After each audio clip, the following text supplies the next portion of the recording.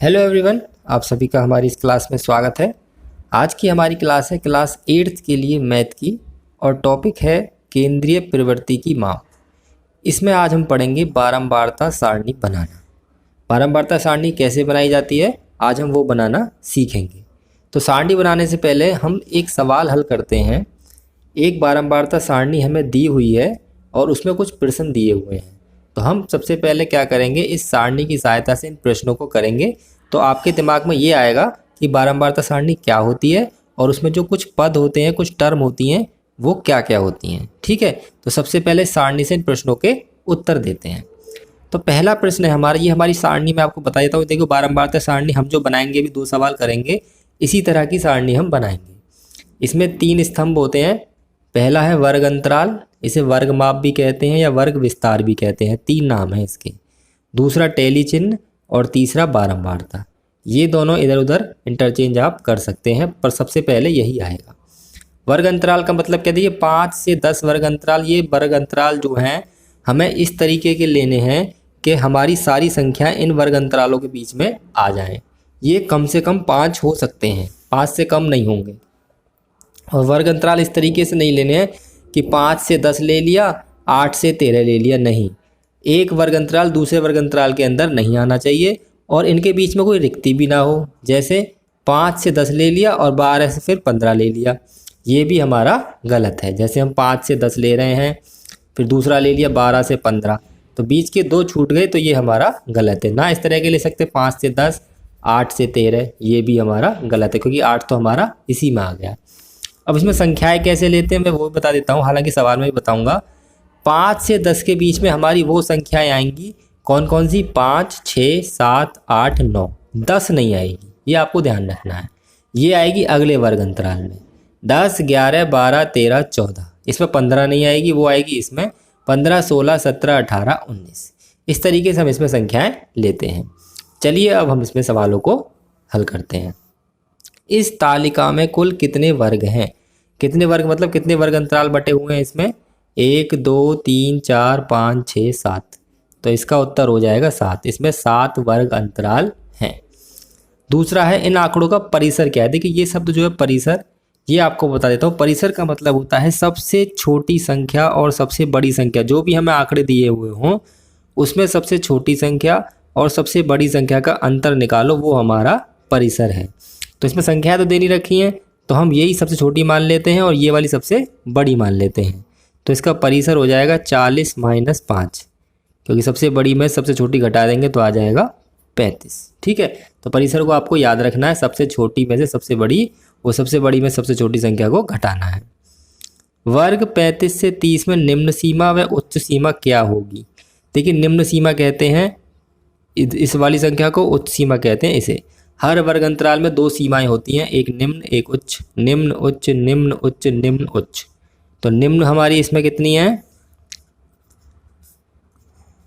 निम्न सीमा है हमारी इसमें 25 और उच्च सीमा कितनी है जी हमारी इसमें? उच्च सीमा है हमारी इसमें 30। ठीक, वर्ग इतने का वर्ग अंतराल क्या है? वर्ग अंतराल मतलब इनके बीच का डिफरेंस क्या है? तो आपको दिख रहा है कितने का डिफरेंस है इसका? 5 का। तो वर्ग अंतराल कितना है इसका? 5। अगला सवाल है, किस वर्ग की बारंबारता 10 है? तो देखिए, बारंबारता वाले कॉलम में देखो 10 कहाँ पर आ रही है, इसमें। किस वर्ग अंतराल की है? 35 से 40। तो 35 से 40 वाले की वर्ग बारंबारता हमारी 10 है। संख्या 15 को 10 से 15 या 15 से 20 किस वर्ग में सम्मिलित किया जाएगा? मैंने अभी आपको बताया था 10 से 15 में कौन कौन सी आएगी? 10, 11, 12, 13, 14।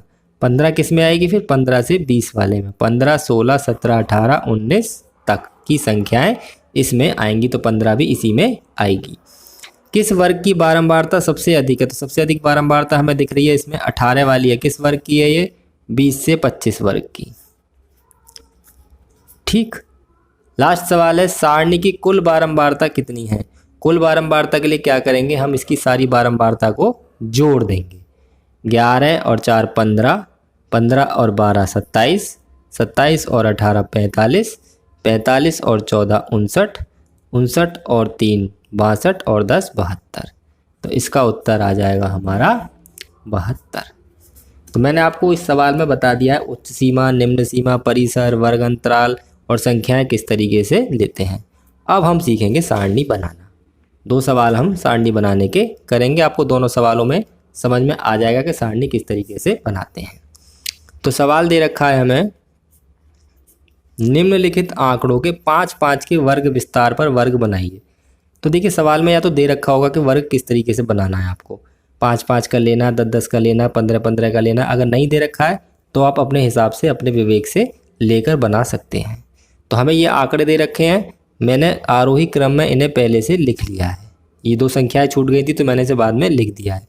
आपको आरोही क्रम में पहले, सबसे पहले पेपर में लिखना है। मैंने तो समय बचाने के लिए पहले से लिख लिए हैं। तो जो आंकड़े दे रखे होंगे सबसे पहले उन्हें आरोही क्रम में लिख लिया।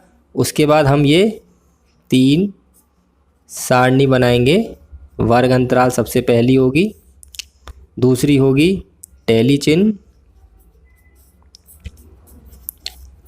और तीसरी होगी हमारी बारंबारता।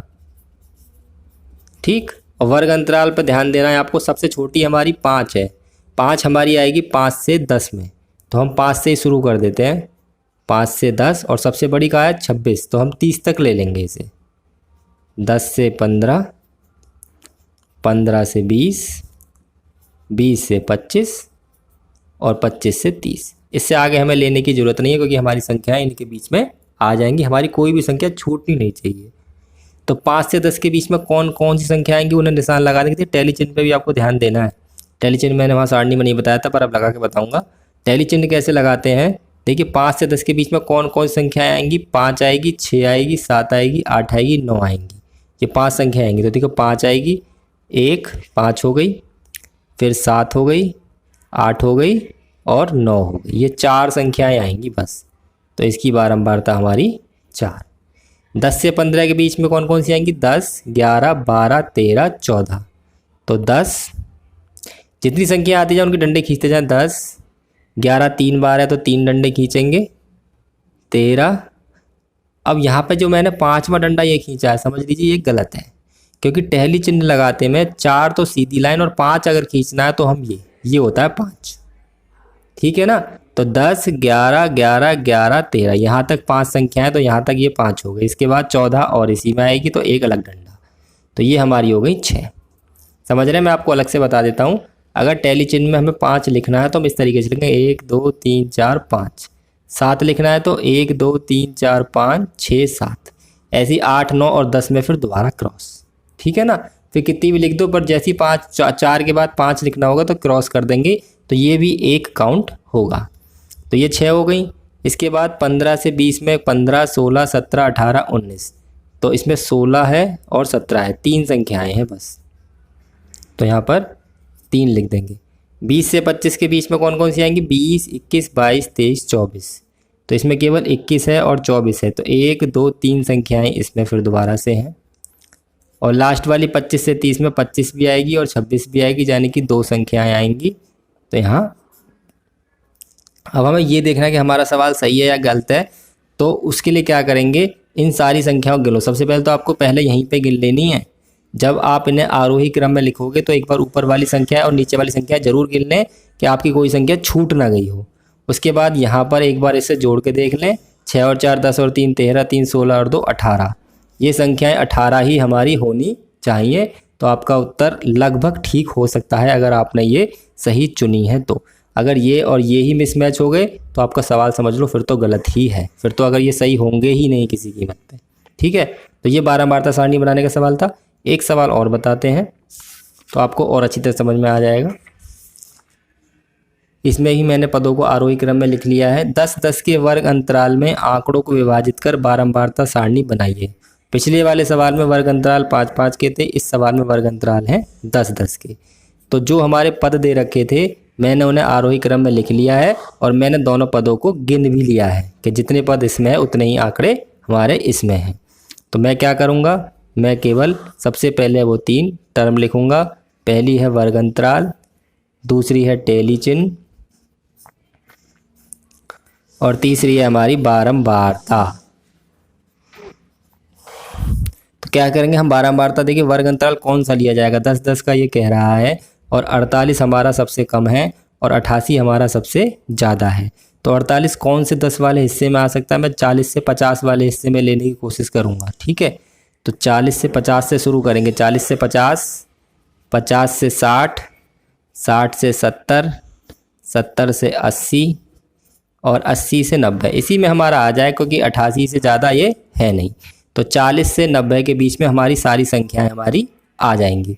40 से 50 के बीच में कौन कौन संख्याएं आएंगी? देखिए 40, 41, 42, 43, 44, 45, 46, 47, 48 और 49।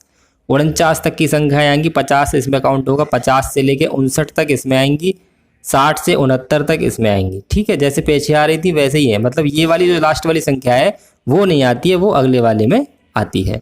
तो कौन कौन सी है? देखिए एक ही है बस, केवल 50 से 60 के बीच में 1, 2, 3, 4, 5, 6, 7, 8, 9, 9 संख्या है। तो 9 के टैली चिन्ह कैसे लगाएंगे? 1, 2, 3, 4, 5, 6, 7, 8, 9, यहाँ 9 लिख देंगे। 60 से 70 के बीच में 1, 2, 3, 4, 5, 6, 7, 1, 2, 3, 4, 5, 6, 7। 70 से 80 के बीच में एक ही संख्या है बस, केवल। 80 से 90 के बीच में 1, 2, 3, 4, 1, 2, 3, 4, 4, इन्हें जोड़ दो, 9 और 1 10, 7 17, 18 और 4 22, इन्हें गिनेंगे तो ये भी हमारी 22 ही है। तो ये हमारी बारंबारता सारणी बनकर हो गई है तैयार। आपको बस यही विशेष ध्यान रखना है कि 40 से 50 के बीच में 50 नहीं आएगी, केवल 49 तक जो भी संख्या होगी उसे यहाँ पर गिन के लिखना है बस।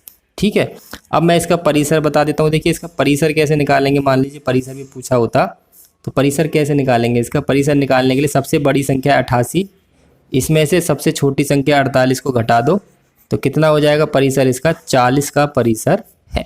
वर्ग अंतराल कितने का है इसका? वर्ग अंतराल है इसका हमारा 10 का, दे भी रखा है शुरू में, और वैसे भी हमारा ये 10 का ही है। तो आज की इस वीडियो में हमने आपको दिए गए आंकड़ों से बारंबारता सारणी बनाना सिखाया है, और अगर बारंबारता सारणी दी गई है और उससे संबंधित प्रश्न दिए गए हैं तो उनके उत्तर देना भी बताया है। उम्मीद है आपको वीडियो अच्छी लगी होगी, सवाल समझ में आए होंगे। अगर वीडियो अच्छी लगी है, सवाल समझ में आए हैं, तो आप हमारे चैनल को सब्सक्राइब जरूर कर लें और इस वीडियो को भी लाइक और शेयर जरूर कर दें। ठीक है, आज की वीडियो यहीं ख़त्म होती है। वीडियो देखने के लिए बहुत बहुत धन्यवाद।